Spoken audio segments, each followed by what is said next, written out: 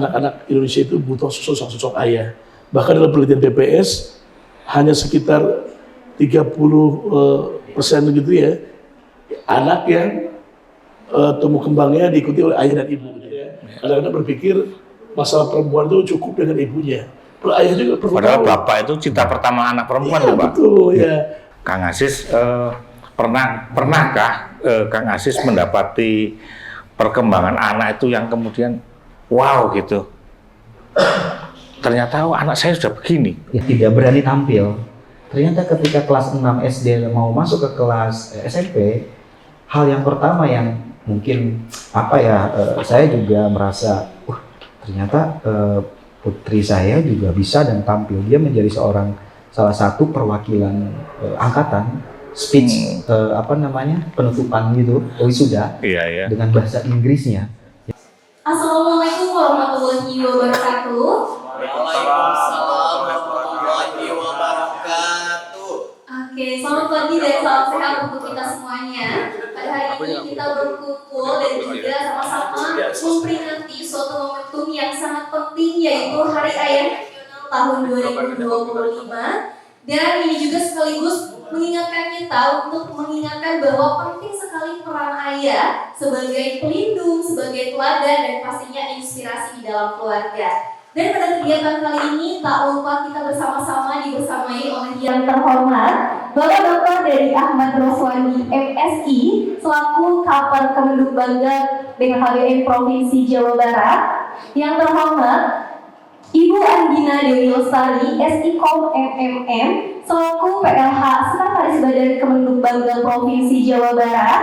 Dan yang terhormat Bapak Dr. Aziz Zulfikar Ali Yuska, SSTP MSI, selaku perwakilan dari Setda Provinsi Jawa Barat. Dan yang terhormat Ibu Rahmi Kasasaini, selaku Direktur Tribun Provinsi Jawa Barat. Dan yang tak lupa kita hormati juga sekaligus kita banggakan para peserta pada kegiatan kali ini, yaitu Bapak Ibu ASN Kemenhub Bangga Provinsi Jawa Barat dan Genrejers Provinsi Jawa Barat. Pada pagi hari ini kita akan sama-sama mengikuti berbagai macam rangkaian. Namun kali ini kita akan awali rangkaian dengan pembukaan kegiatan ngopi atau versi Jawa Baratnya adalah ngantri, ngariung perkara gati. Sekaligus ada sesi diskusi dengan topik pentingnya ayah terlibat dalam pengasuhan yang akan langsung dipandu oleh yang terhormat Bapak Adi Sasono selaku pimpinan redaksi Tribun Provinsi Jawa Barat. Maka dari itu kepada yang terhormat Bapak Adi kami persilahkan. Assalamualaikum warahmatullahi wabarakatuh. Salam sejahtera buat kita semua. Selamat pagi. Terima kasih atas kehadiran Bapak Ibu semua dalam acara talk show ini. Nah, kita akan banyak bicara tentang peran ayah ya, karena kita memperingati Hari Ayah Nasional. Dan tak lupa saya akan mengundang dua pembicara. Yang pertama Bapak Kepala Perwakilan BKKBN Provinsi Jabar, Dr. Dadi Ahmad Roswandi, SSI MSI. Maka Pak sekali Pak. Kemudian saya juga akan mengundang pembicara kedua, yaitu analis kebijakan ahli Madya Biro Pemerintahan dan Otonomi Daerah Setda Jabar, Bapak Dr. Aziz Zulfikar Ali Yuska. Semangat Pak. Selamat siang Bapak-Bapak. Selamat siang. Selamat siang. Tadi ikut senam Pak? Senang. Oke. Tanpa berlama-lama, pertanyaan pertama saya ke Pak Dadi. Pak, boleh nggak Pak dijelasin tentang gerakan Ayah Teladan Indonesia ini Pak? Sebelumnya kita mengucapkan selamat Hari Ayah Nasional. Iya, hidup para ayah. Oke,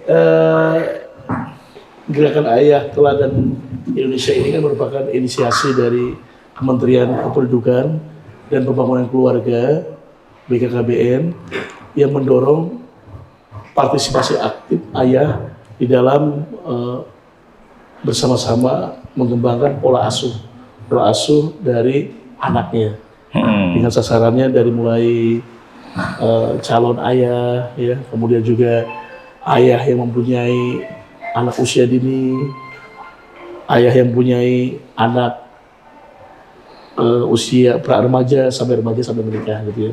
Jadi kita mendorong keterlibatan partisipasi ayah dalam tumbuh kembang anak secara optimal. Nah ini menjadi inisiasi dari Kementerian Kependudukan dan Pembangunan Keluarga, BKKBN, dan ini juga diturunkan kepada kami di BKKBN Provinsi Jawa Barat. Dan kita mendorong gerakannya sampai ke dalam grassroots ya, sampai di tingkat desa gitu. Jadi ayah-ayah ini gitu ya, yang selama ini berpikir cuma hanya memberikan ekonomi ya, memberikan gajinya saja, tidak cukup dengan itu gitu ya. Kita juga mendorong ayah itu harus bukan hanya ekonomi saja gitu ya, bukan hanya transferannya saja gitu ya, tapi juga kasih sayangnya, kehadiran secara fisik dan juga kehadiran secara emosional. Demikian gitu. Kalau gerakan yang sudah dilakukan Pak apa aja? Jadi dari kita, dari BKKBN itu yang paling santer ya, yang viral ya, yang terkait dengan gerakan mengantar anak di pertama sekolah. Nah itu banyak sekali kan, ada ayahnya ya yang naik motor, ada yang naik mobil, ada juga ayah yang jalan kaki gitu ya. Jadi menyediakan sedikit waktu yang biasanya ngantar mamahnya gitu ya, kita dorong gerakan ini ya bersama kabupaten kota, bahkan beberapa pemerintah membuat himbauan untuk hari pertama di sekolah di tahun pelajaran baru, anak ditemani dengan orang tuanya, dengan ayahnya. Karena faktanya begini, ayah kalau anak udah 2-3 ya, nggak tahu anaknya itu sekolah di mana. Gitu. Oh iya, kadang bisa jadi itu Pak. Kelas berapa gitu ya, ini bangkunya mana gitu ya. Apalagi kalau kelas 1 sampai F ya, anak saya mana gitu ya. Nah ini dengan gerakan pertama mengantarkan sekolah, dia kenal ibu gurunya, ya ayahnya. Kemudian kenal juga sesama ayah, kemudian suasana sekolah gitu ya. Oh anak saya itu kantinnya di mana sih gitu ya. Kemudian kalau dia belajar di mana dan yang lainnya, ini termasuk pengenalan anak ayah di Indonesia juga. Iya. Berarti Pak kalau saya, jadi logika saya berarti kalau ada gerakan ayah, kayaknya sebelumnya belum ideal itu ya, berarti Pak ya. Ya karena ada data dari UNICEF menunjukkan bahwa 20% di atas ya 20,7% anak di Indonesia itu fatherless. Jadi banyak anak-anak Indonesia itu butuh sosok ayah. Bahkan dalam penelitian BPS hanya sekitar 30% gitu ya anak yang tumbuh kembangnya diikuti oleh ayah dan ibu gitu ya. 0 sampai 5 tahun kemudian bersama ayah dengan ibu gitu ya. Artinya di sini ada sekitar sisanya itu kan cuma dengan ibu saja gitu ya, tumbuh kembangnya 0 sampai 5 tahun. Nah, ayahnya itu kemana? Nah ini pertanyaan. Jadi ada fatherless, kemudian juga kalau fatherless itu kan impact-nya banyak Pak. Misalkan anak nanti curhat bukan pada tempatnya, ya anak akan mencari-cari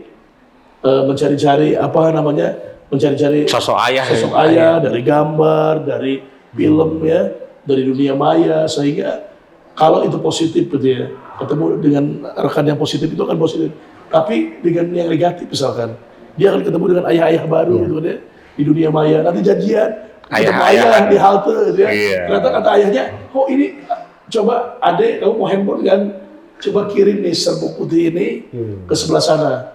Nah ternyata setelah diperiksa, oh itu melawan norma hukum gitu ya. Nah itu kan menjadi satu jebakan gitu ya, sehingga ayah itu harus tahu juga itu. Ya misalkan kita juga menginisiasi gerakan sehari 30 menit ngobrol tanpa ada kamera, tanpa ada handphone, coba ngobrol, pernah nggak gitu? Kita evaluasi itu ya, ayah-ayah di Jawa Barat ini, pernah nggak sehari 30 menit saja ngobrol sama anak? Tapi jangan di WA grup, jangan. Ya. Begini, bagaimana deh kabarnya, sehat nggak? Gimana belajarnya, ada masalahnya? Dan yang lainnya. Ya jadi ngomongnya yang asik-asik, jangan ngomongin kamu udah sholat belum? Kamu PR-nya bagaimana? Uang jajan jangan jajan mulu, nah jangan. 30 menit itu kita banyak diskusi dengan anaknya. Apalagi misalkan anak perempuan kan ya, kadang-kadang berpikir masalah perempuan itu cukup dengan ibunya.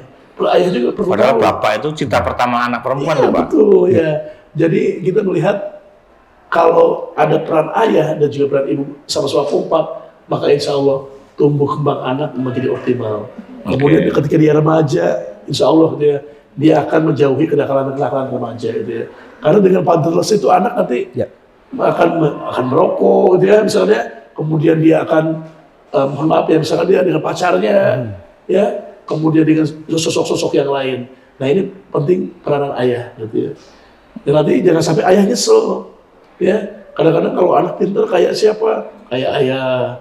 Anak rajin kayak ayah. Anak oon nyalahin papahnya kan.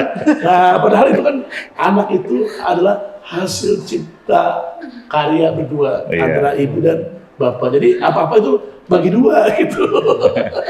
Jadi nggak boleh diserahin ke ibunya terus betul itu. Jadi bapak juga harus paling tidak pernah mengantar ke sekolah gitu ya. Mengantar sekolah, kemudian saling mengecek misalkan ya.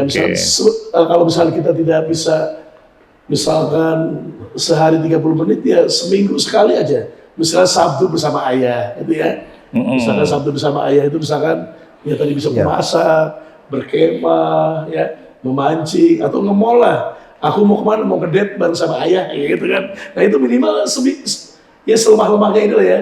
Seminggu sekali aja dengan anaknya gitu ya.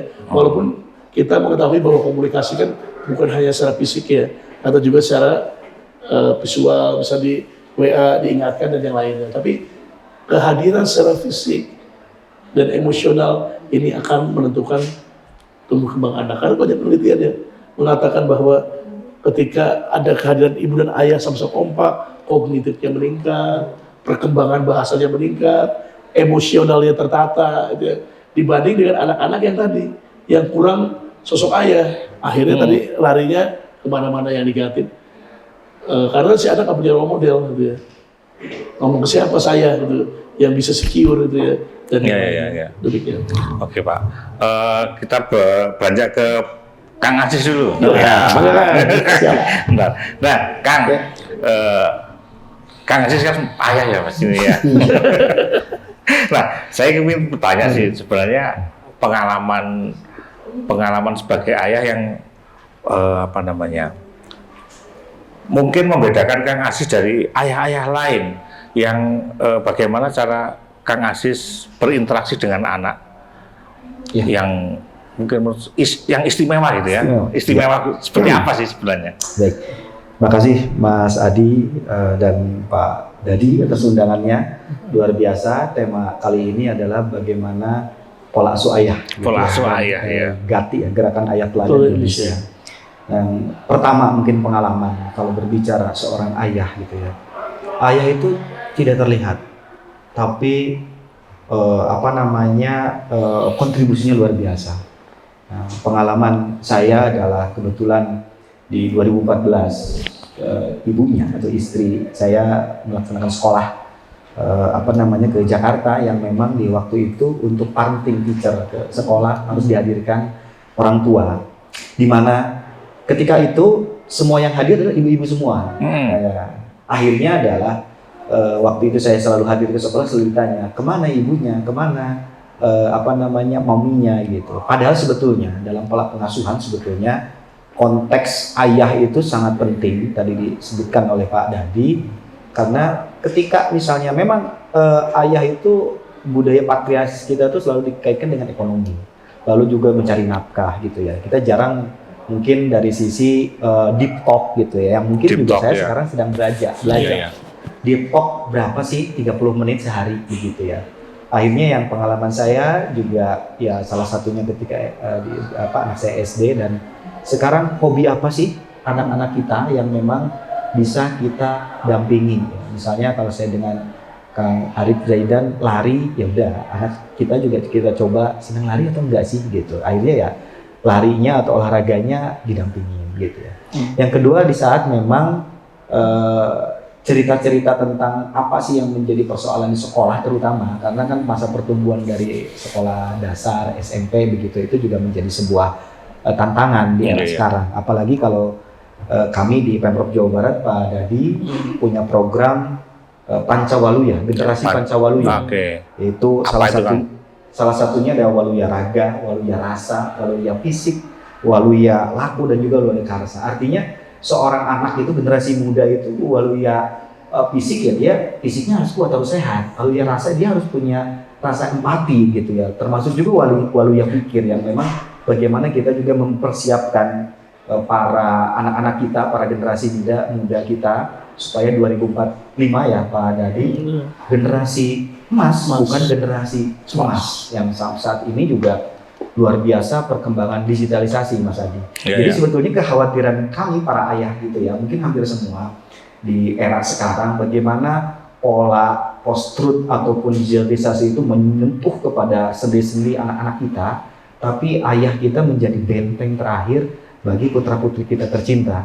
Nah tentunya ini juga didorong oleh kami di Pemprov Jawa Barat, program-program dari Dinas Pendidikan, lalu juga dari dinas instansi yang lain, termasuk juga GATI ya, Gerakan Ayah Teladan, 30 menit mengobrol, lalu ayah mengambil rapot. Itu merupakan sebuah sosial movement yang mungkin Mas Adi perlu dilakukan untuk secara masif, dan ini benar-benar menginspirasi kami di pemerintah Provinsi Jawa Barat.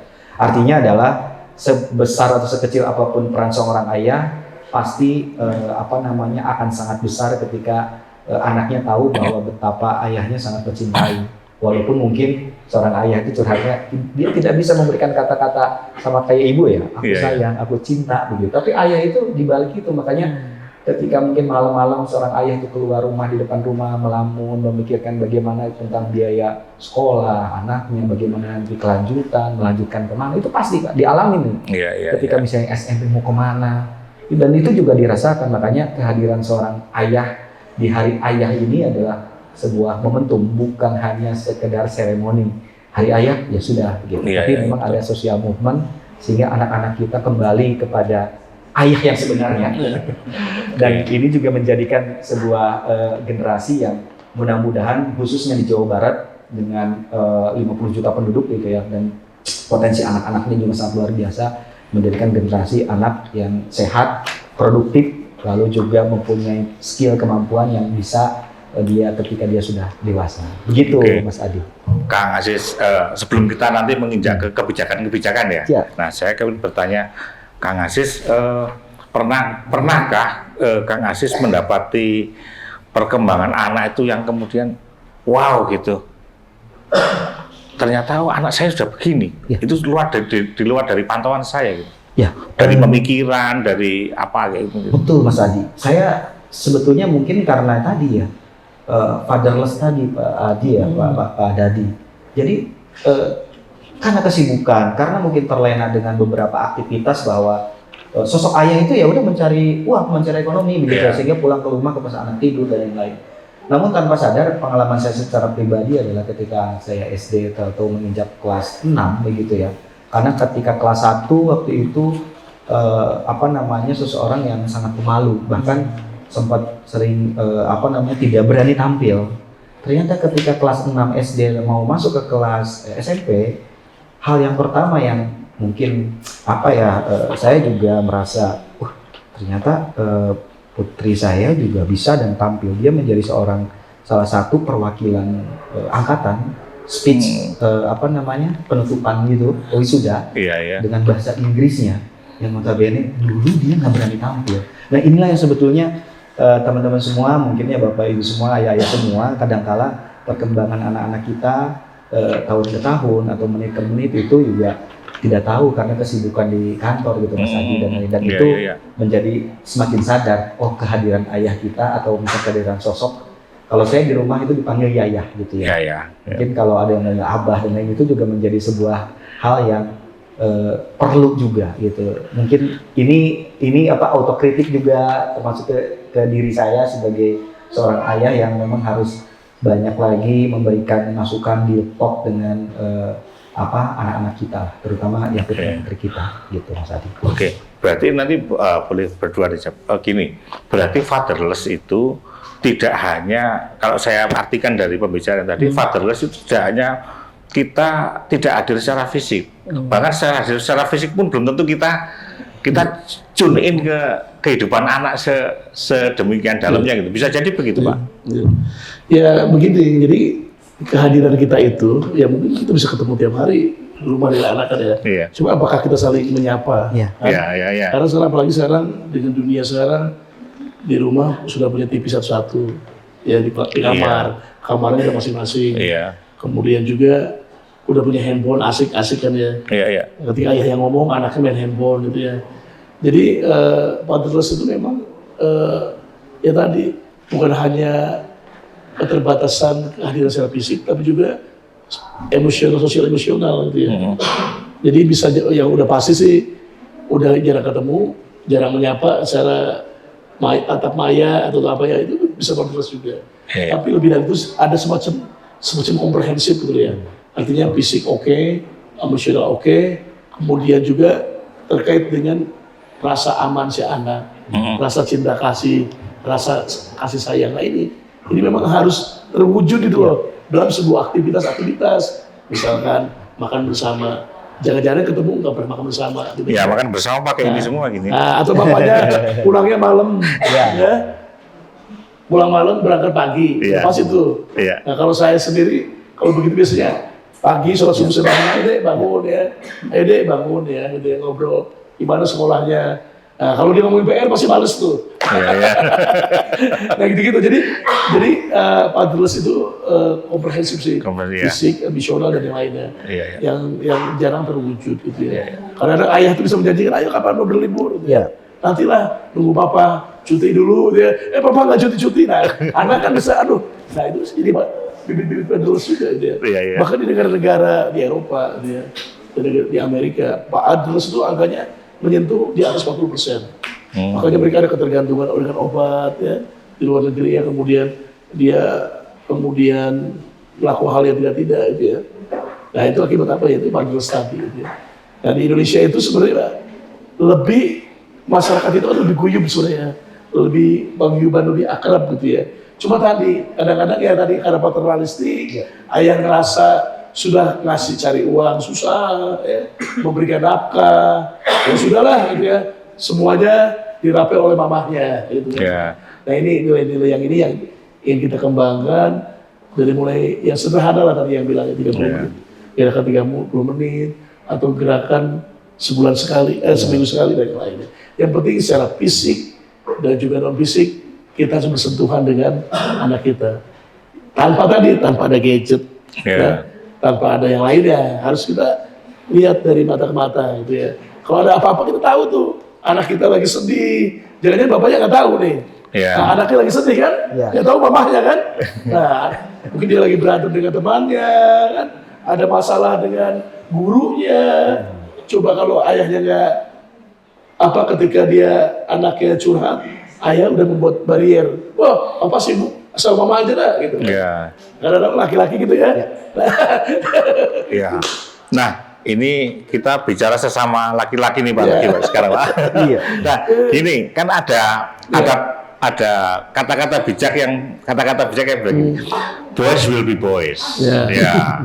Jadi setua apapun kita tetap butuh mainan.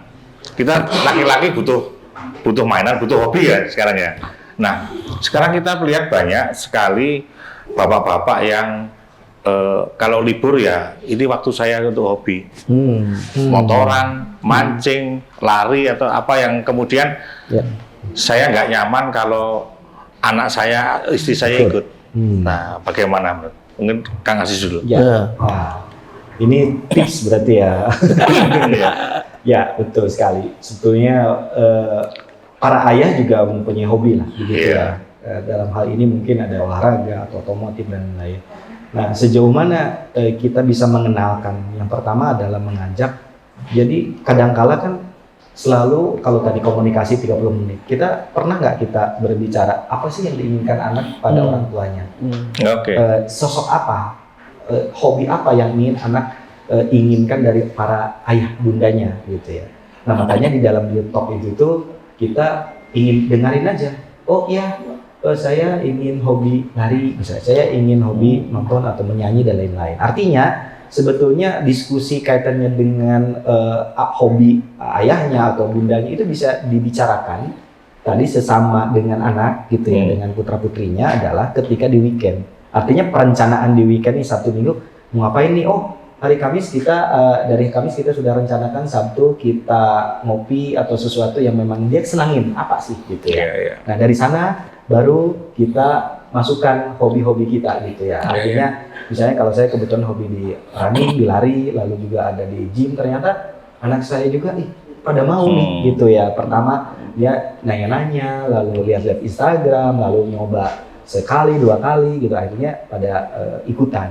Nah ini yang sebetulnya tidak ada apa ya, ibaratnya perbedaan antara hobi anak dan bapaknya yang secara normatif bisa kita samakan idenya.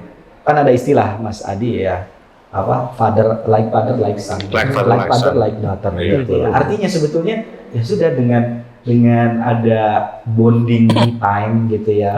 Misalnya berdua, kadang-kala bertiga misalnya, dan kadang-kala kita izin nih ke mamanya, mau bonding berdua nih, me time malam minggu. Mama nggak usah ikut. Mama nggak usah ikut gitu. Tapi kadang-kala ada juga kita sesi yang dengan ibunya. Karena ketika misalnya dengan ayah itu apa sih gitu. Kalau dengan ibunya mungkin dia juga akan ke ibu terus gitu ya. Ini sebenarnya lebih strategi aja kalau dari diri saya, menyampaikan apa sih yang gimana caranya kita juga berusaha kuat komunikasi dengan anak ya, walaupun juga mungkin ada barrier teknologi digital tuh gitu. Ada antar sekolah tapi kan begini terus digital apa WhatsApp dan lain kan seperti itu juga gitu kan, fenomena sekarang seperti itu gitu ya. Tapi saya sepakat, jadi memang harusnya ketika ngantar anak di mobil, handphone simpan dulu, kita ngobrol lumayan kan setengah jam. Jadi 30 menit itu selama nganter masih bisa ya. Selama apa begitu. Jadi memang dari sisi-sisi itu Mas Adi kita berusaha gitu. Jadi tentang hobi, hal itu bisa dibicarakan begitu. Kalau Pak tadi gimana? Soal komunitas, soal hobi tadi gimana? Oh iya, jadi memang begini Pak, kita itu berpikir itu anak itu kadang SD, SMP ya. Sebelum sampai remaja itu masih anak, belum menikah. Iya. Jadi memang sasaran dari GATI ini kan tadi dan mulai laki-laki, calon ayah yang belum menikah itu 10-24 lah, ya 24 laki-laki kan ideal menikah 25 gitu ya, perempuan 21 itu juga harus didampingi. Ya kalau hobi, terkait dengan hobi, memang kita harus terlibat sih kayak ini. Saya punya anak nih, kelas 6 SD, senangnya anime Pak. Oh itu ya kadang-kadang kita harus masuk dunia ke sana kan. Nah kadang-kadang kalau kita tokoh-tokohnya mungkin kita ngerasa, aduh ini kita termasuk jadul banget itu ya, generasi kolonial ya. Ini anak-anak anime, wah saya juga, waduh, dia bisa nonton 2 jam ya. Kemudian tokoh-tokoh anime, ya saya berusaha juga tuh baca referensi. Kadang-kadang saya buat sesuatu juga, dia ngerasa bonding gitu. Kita dapat, bapak kadang ngerti juga kan, kayak ginian itu. Nah kadang-kadang ayah-ayah itu kan ngerasa, ya udah ini dunia anak lah, kita harus masuk gitu ya. Nah sehingga ya kita harus masuk mendalami tadi. Mendalami, cari referensi yang pas dengan anak kita, biar kita ngomongnya nyambung. Jadi kita orang tua belajar sana. Kemudian kita masuk anak yang satu yang kuliah lain lagi. Kita bicaranya ya hobi dia, misalkan hobi dia yang lainnya. Apalagi kalau saya perempuan nih, masih kan banyak ngomongin masalah skincare, ngomongin masalah ngomongin pedikur ya. Kita walaupun kita berusaha masuk ke sana, ide apa-apa gitu ya. Nah itu berusaha kita masuk indit ya ke dalam dunia dia. Gitu. Pak Hadi pernah nanya merek skincare-nya anak loh. Iya. Belinya di mana? Kita belajar itu juga ya. Kita harus tahu ya. Harus tahu. Bahkan kadang-kadang kita juga sudah nanya nih trik-triknya ke istri ya. Iya. Skincare dia, ya udah. Ketika misalnya pas kita main ngopi atau apa, kita mampir dulu ya beli skincare. Padahal kita udah tahu, mereknya di sini kita tahu. Kan sebetulnya ada trik and tricks ya yang memang untuk bisa mendekatkan gitu ya Pak. Jadi memang laki-laki harus penuh trik Pak. Betul, itu Mas Adi. Iya Pak. Nah, makanya di GATI ya mungkin kan ayah-ayah kan pasti bervariasi kan ya. Pendiam banget. Iya betul Pak. Kita kalau laki-laki itu keterbatasan verbal. Betul Pak. Ya mungkin nanti kalau anaknya perempuan masih ribuan katanya banyak nih. Oh iya gitu. Harus itu menjadi pendengar yang baik sih. Pendengar yang baik. Nah kalau nanti dengan GATI ini gitu ya, dengan GATI ini dari BKKBN Provinsi Jawa Barat tuh ada beberapa layanan konseling. Jadi buat ayah-ayah gitu ya yang mau jadi ayah, mau konseling ada di Satya Gatra kita. Namanya layanan siap nikah Satya Gatra. Jadi laki-laki yang nervous ya, nervous aduh kalau saya jadi ayah itu bagaimana sih gitu ya. Itu ada layanannya di Satya Gatra, nanti ada kontaknya. kita bagikan. Oke, nanti kita bisa lihat di deskripsi ya. Deskripsi ya. Kita cantumkan di deskripsi kontaknya di mana nih? Bagaimana caranya? Nanti ada bawahnya. Kemudian Iya. kita punya konsorsium juga. Jadi bagi para penggiat ayah yang teladan, kita namanya punya kompak tenan, konsorsium gerakan ayah teladan. Nah, itu bentuknya kayak apa, Pak? Nah, konsorsium itu komunitas. Komunitas. Misalkan ada komunitas pelari ini tadi, lari-lari tapi yang punya sayang anak nih, sayang anak ya, nih ada anggotanya di sini. Iya. Kemudian ada komunitas ayah asik nih. Nah, nanti masuk ke kompak tenan, nanti ada kita di bawah nih ya, hubungi siapa, nanti ada kompak tenan, nanti kita rutin ada webinarnya yang mulai tingkat nasional maupun tingkat provinsi. Kemudian konsorsium. iya. Itu termasuk senam tadi. Kita senam tadi ada senam ayah, ya kan? Belum tahu kan senam ayah kan? Nanti lihat video di YouTube ya. Senam ayah. Nah kemudian kita juga, saya di kota jarang bisa di pedesaan nih. Iya. Nah, ada juga namanya program dekat, ya. Dekat itu ada yang namanya di kelurahan yang sedang bicara tentang diskusi tentang ayah juga. Di desa kelurahan, gitu ya. Itu mentornya siapa, Pak? Nanti ada di kompak tenan ini beberapa mentornya. Iya. Nah, teman-teman penyuluh KB kita coaching juga, kita training fasilitator juga bagaimana untuk ayah-ayah yang di program dekat ya kelurahan maupun desa. Dan yang terakhir ada juga sekolah bersama ayah, sebaya. Nah, kita Sekolah bersama ayah sebaya. Oke. Di Pusat Informasi Kesehatan Reproduksi. Di sini kan nggak tahu kan, kita kan sudah punya PIK-R di SMA, di perguruan tinggi dan yang lainnya. Nah, biasanya kita bicara tentang kesehatan reproduksi. Nah, sekarang kita kasih konten terkait dengan gerakan ayah teladan ini. Termasuk di sekolah siaga kependudukan. Sudah mulai nih. Jadi kita inginlah gitu ya, keluarga yang sukses itu tadi harus ada kontribusi antara ayah dan bunda, gitu, antara ibu dan ayah. Nah, makanya dari pemerintah berpikir negara harus hadir di dalam keluarga-keluarga ini. Karena apa? Kalau keluarganya ketahanannya bagus, gitu ya, kuat, ya maka itu akan mensupport tadi. Negaranya kuat, generasi emas 2045 menjadi bagus. Dan negara harus turun tangan, harus intervensi terhadap Gati ini sendiri, ketahanan keluarga itu. Karena kementerian kita kan mengaturnya itu, kependudukan dan pembangunan keluarga. Ya. Itu. Kalau untuk target, Pak, target misalnya kalau 2025 ini apa, 2026 ini dari semua kegiatan-kegiatan tadi? Ya, kita yang pertama ya targetnya sudah masih ada terkait dengan pembentukan komunitas ayah ya. Beberapa di tingkat desa, kecamatan, kemudian tingkat kabupaten. Memang untuk sementara ini masih prototype kan gitu ya. Masih prototype, masih komunitas-komunitas, belum semuanya di desa terbentuk ini. Ini masih dalam tahap training of trainers di tingkat pusat. Tapi komunitas-komunitas cuma di Garut ya ada ya, di Garut, kemudian di Bogor, kemudian di Bandung juga ada. Jadi memang kita ada yang membentuk baru komunitasnya. Ada juga ada komunitas motor gitu ya. Iya. Kemudian kita kasih konten. Oke. Jadi kita kasih pengayaan lah. Jadi kita nggak usah membuat komunitas lagi, sudah ada kita masukin aja. Masuk ke komunitas para ayah ini. Besar aja. Jadi kan banyak tuh anak balap itu kan jarang perempuan balap kan. Di sini komunitas motor kita masukin. Kemudian komunitas berbasis pesantren kita masuk juga beberapa. Jadi kita training nanti, training of trainers dan training of fasilitator. Nanti ketika dia jadi narasumber jadi apa? Sudah bisa menginspirasi untuk para ayah. Gitu. Oke.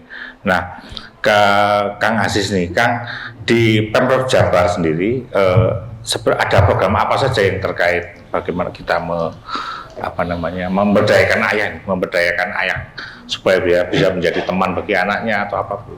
Ya, sebetulnya yang diungkapkan ya pernah juga diinginkan oleh Pak Gubernur seperti generasi Pancawaluya. Lalu kaitannya dengan bagaimana kita anak-anak di Jawa Barat bahwa sekarang ini di era modern, di era yang serba cepat seperti ini juga harus kembali ke kearifan lokal, budaya lokal. Jangan sampai juga nanti generasi muda Jawa Barat tidak tahu sejarah apa yang di Jawa Barat, sejarah Gunung Sate misalnya, sejarah tentang kerajaan-kerajaan di Jawa Barat. Itu sebetulnya program-program ini diinsertkan di sekolah-sekolah yang sudah mulai oleh Dinas Pendidikan juga. Nah, konteks ini yang sebetulnya tugasnya bukan hanya tugas kepala sekolah, guru dan lain, tapi juga harus tugas semua, bahwa program yang memang tadi mendekatkan seorang ayah kepada anak begitu ya, itu dengan berbagai cara tentunya juga bisa dilakukan. Salah satunya tadi gerakan yang mudah yang bisa diinisiasi, mungkin nanti ada surat edaran misalnya dari Pemprov Jawa Barat kaitannya dengan bagaimana ketika hari pertama sekolah anak maupun juga mengambil rapot itu seorang ayah hadir. Yang kedua adalah saat ketika misalnya wisuda dan lain-lain juga seorang ayah tentunya harus hadir, sehingga instansi-instansinya memberikan waktu jam yang di saat sekolah dispensasi dispensasi begitu. Nah ini menjadi penting Mas Adi. Ya tentunya juga didorong juga kaitannya dengan bagaimana program-program yang lainnya. Namun yang memang di Pak Gubernur sendiri concern bagaimana sekarang pembinaan sekolah. Mungkin kemarin kan ada yang namanya barak militer begitu ya. Itu kan sebenarnya rasa pembinaan kasih sayang. Bagaimana anak-anak Jawa Barat ingin kembali kepada yang seharusnya begitu ya. Main boleh, kenakalan boleh, tapi ada batasnya. Jadi sejauh apapun ada batasnya. Mau main game boleh, ada batasnya.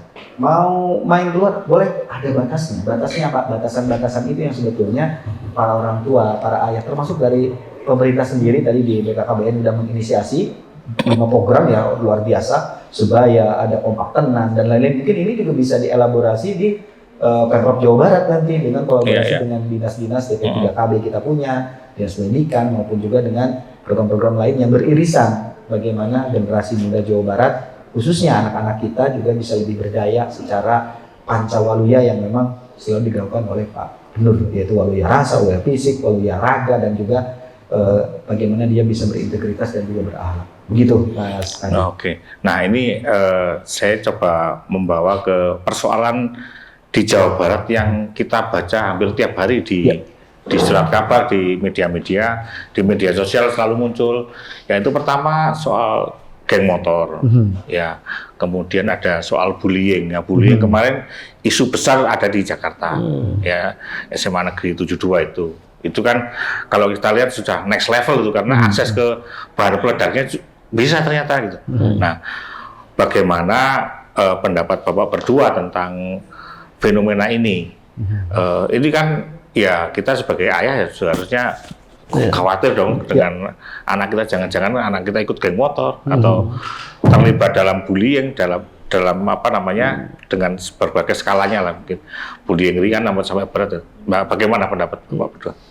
Pak ya, memang ayah menjadi sosok ya, menjadi selain role model, ayah juga punya early warning system yang baik gitu ya. Jadi ayah bisa mendeteksi perilaku-perilaku di remaja misalkan yang dianggap menyimpang gitu ya. Kan kita bisa melihat dari kesehariannya anak gitu ya, dari mulai bangun tidur ya sampai ke tidur lagi kan. Kita bisa cek kan kamarnya, kan bukan hal yang private ya. Walaupun anak mempunyai hak ya, Kami ini rumah ayah, aturan ayah ini ya. Tapi karena kita dalam satu keluarga gitu kan ya kita bisa mengecek Pak gitu ya, anak itu kenapa jadi pendiam gitu. Bisa ceria jadi pendiam gitu ya. Kemudian kita juga bisa melihat apa sih yang dibawa dari sekolah, ya apa yang dibawa ke sekolah, nanti tasnya di mana yang lain. Kemudian kalau anak ke sekolah sendiri itu biasanya mampir kemana aja sih, jadi ayah juga kadang-kadang harus jadi detektif tuh ya. Aduh anak udah ngapain nih gitu ya. Nah gitu kadang-kadang kita sepeduli gitu ya. Kemudian ya tadi ya selalu harus pick up gitu ya, harus deep talk juga ya dengan anaknya.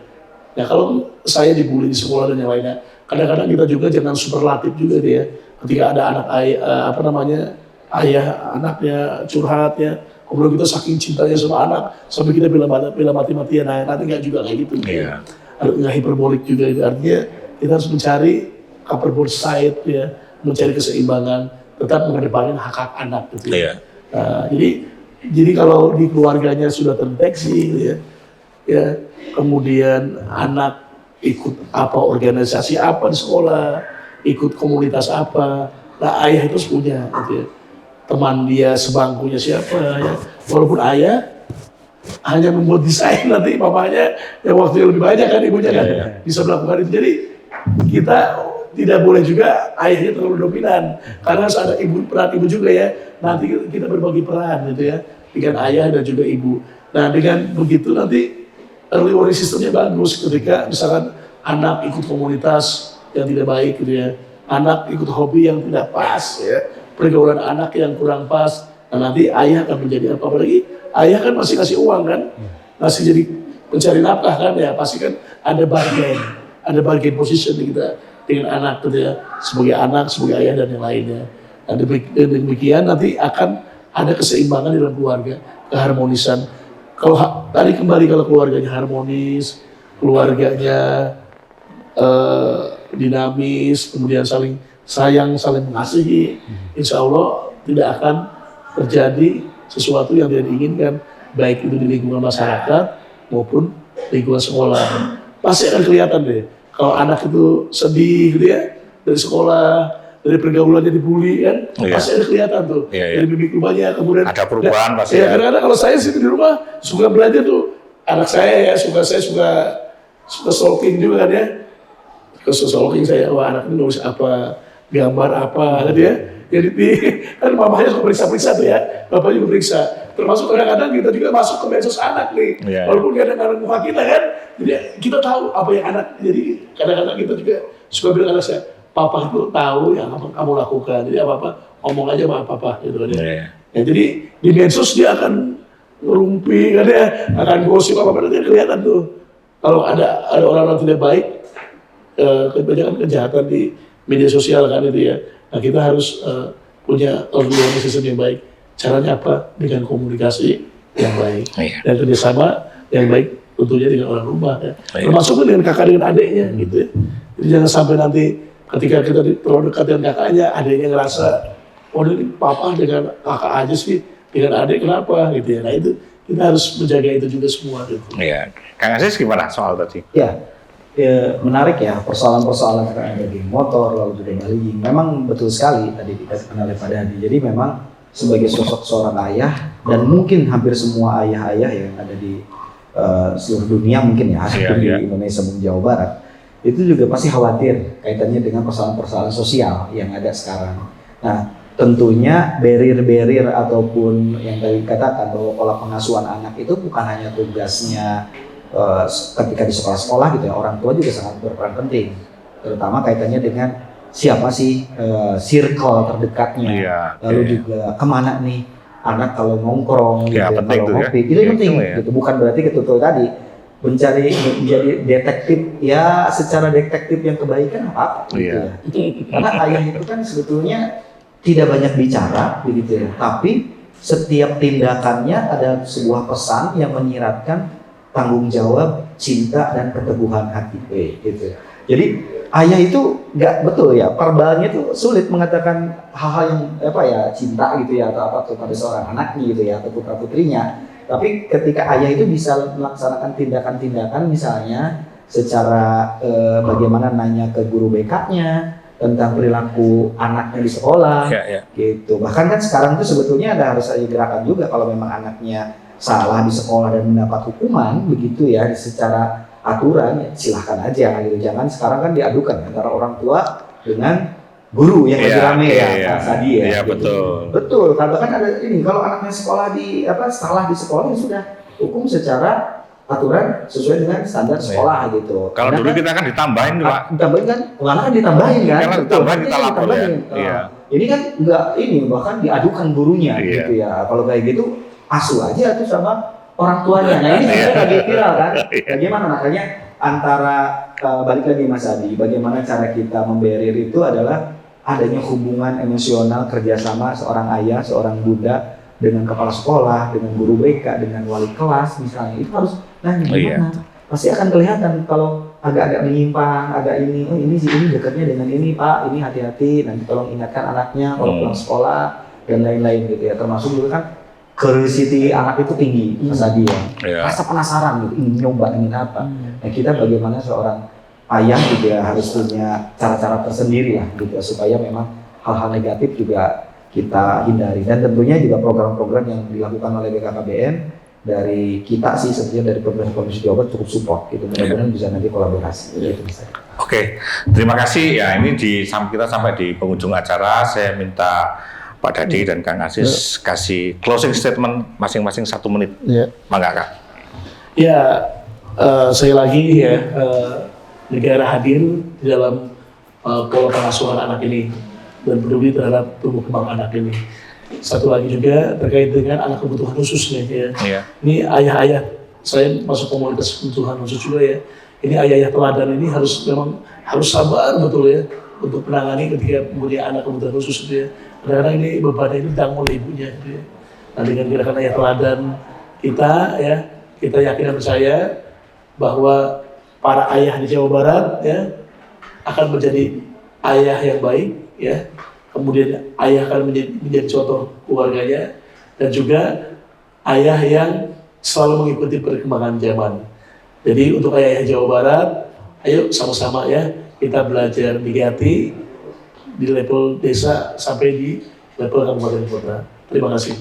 Oke. Kang Aziz, Ya, closing statement. sama-sama Mas Adi ya Pak Dadi, kita juga ya saya lagi belajar juga sebenarnya Mas Adi bagaimana menjadi seorang ayah yang baik, bagaimana deep talk yang baik gitu ya, karena memang tidak mudah dengan aktivitas pekerjaan yang luar biasa begitu tadi kata Pak Dadi. Namun kita berusaha untuk demi generasi muda, demi putra-putri kita yang memang tumbuh berkembang, jangan sampai kita tidak tahu setiap perkembangannya, dan tentunya adalah waktu itu kan tidak bisa diulang. Karena itu di hari momen ayah yang spesial ini sebetulnya saya ada beberapa penutup kata-kata yang mudah-mudahan ini bisa menyemangati seluruh ayah yang ada di Jawa Barat, dan kata-kata ini juga khususnya ke dalam diri pribadi juga menjadi semangat.